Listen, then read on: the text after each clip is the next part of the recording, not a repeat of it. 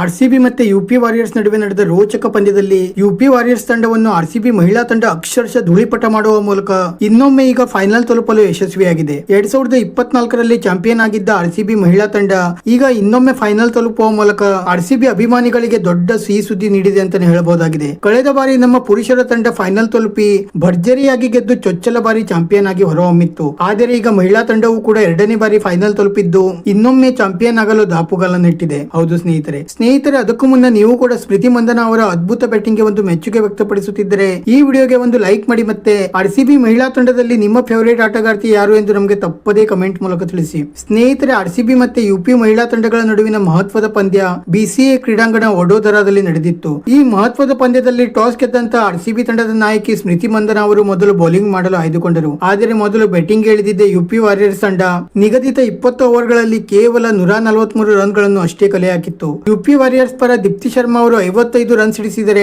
ಮ್ಯಾಗ್ಲೆನಿಂಗ್ ಅವರು 41 ರನ್ ಸಿಡಿಸಿ ಮಿಂಚಿದ್ದರು. ಈ ಇಬ್ಬರು ಮೊದಲ ವಿಕೆಟ್ ಗೆ ಬರೋಬ್ಬರಿ 74 ರನ್ ಗಳನ್ನು ಕಲೆ ಹಾಕಿದ್ದರು. ಆದರೆ ನಂತರ ಸತತ ವಿಕೆಟ್ ಗಳನ್ನು ಕಳೆದುಕೊಂಡ ಯುಪಿ ವಾರಿಯರ್ಸ್ ತಂಡ ಕೇವಲ 143 ರನ್ ಗಳನ್ನು ಅಷ್ಟೇ ಕಳಿಸಲು ಶಕ್ತವಾಯಿತು. ನಂತರ 144 ರನ್ಗಳ ಸುಲಭ ಗುರಿ ಬೆನ್ನಟ್ಟಿದ ಆರ್ಸಿಬಿ ತಂಡಕ್ಕೆ ಗ್ರೇಸ್ ಹ್ಯಾರಿಸ್ ಮತ್ತೆ ಸ್ಮೃತಿ ಮಂದನ್ ಅವರು ಭರ್ಜರಿ ಆರಂಭವನ್ನು ದೊರಕಿಸಿಕೊಟ್ಟರು. ಮೊದಲ ವಿಕೆಟ್ ಗೆ ಬರೋಬ್ಬರಿ 108 ರನ್ಗಳ ಆರಂಭವನ್ನು ದೊರಕಿಸಿಕೊಟ್ಟ ಈ ಇಬ್ಬರು ಕೂಡ ಆರ್ಸಿಬಿ ತಂಡಕ್ಕೆ ಭದ್ರ ಬುನಾದಿಯನ್ನು ಹಾಕಿಕೊಟ್ಟರು. ಗ್ರೇಸ್ ಹ್ಯಾರಿಸ್ ಅವರು 37 ಎಸೆತಗಳಲ್ಲಿ 2 ಸಿಕ್ಸರ್ ಮತ್ತೆ 13 ಬೌಂಡ್ರಿಗಳ ನೆರವಿನಿಂದ 75 ರನ್ ಸಿಡಿಸಿ ಮಿಂಚಿದರೆ ಸ್ಮೃತಿ ಮಂದನ್ ಅವರು 27 ಎಸೆತಗಳಲ್ಲಿ 2 ಸಿಕ್ಸರ್ ಮತ್ತೆ 8 ಬೌಂಡ್ರಿಗಳ ನೆರವಿನಿಂದ 54 ರನ್ ಸಿಡಿಸಿ ಮಿಂಚಿದರು. ಅಂತಿಮವಾಗಿ ಆರ್ಸಿಬಿ ತಂಡ ಕೇವಲ 13 ಓವರ್ಗಳಲ್ಲಿಯೇ 144 ರನ್ಗಳ ಗುರಿ ತಲುಪಿತು. ಈ ಪಂದ್ಯವನ್ನು ಗೆಲ್ಲುವುದರೊಂದಿಗೆ ಆರ್ಸಿಬಿ ಮಹಿಳಾ ತಂಡ ಈ ಬಾರಿಯೂ ಕೂಡ ಫೈನಲ್ ತಲುಪಲು ಯಶಸ್ವಿಯಾಗಿದ್ದು ಫೈನಲ್ ಪಂದ್ಯ ಫೆಬ್ರವರಿ 5ರಂದು ವಡೋದರಾದಲ್ಲಿ ನಡೆಯಲಿದೆ. ಸ್ನೇಹಿತರೆ, ನಿಮ್ಮ ಪ್ರಕಾರ ಆರ್ಸಿಬಿ ಈ ಬಾರಿಯೂ ಕೂಡ ಫೈನಲ್ ಗೆಲ್ಲಲು ಯಶಸ್ವಿಯಾಗುತ್ತಾ? ನಿಮ್ಮ ಅಭಿಪ್ರಾಯವನ್ನು ನಮಗೆ ತಪ್ಪದೇ ಕಮೆಂಟ್ ಮೂಲಕ ತಿಳಿಸಿ. ವಿಡಿಯೋ ಇಷ್ಟ ಆಗಿದ್ದರೆ ಲೈಕ್ ಮಾಡಿ ಮತ್ತೆ ಚಾನೆಲ್ ಅನ್ನು ಸಬ್ಸ್ಕ್ರೈಬ್ ಮಾಡಲು ಮರೆಯಬೇಡಿ.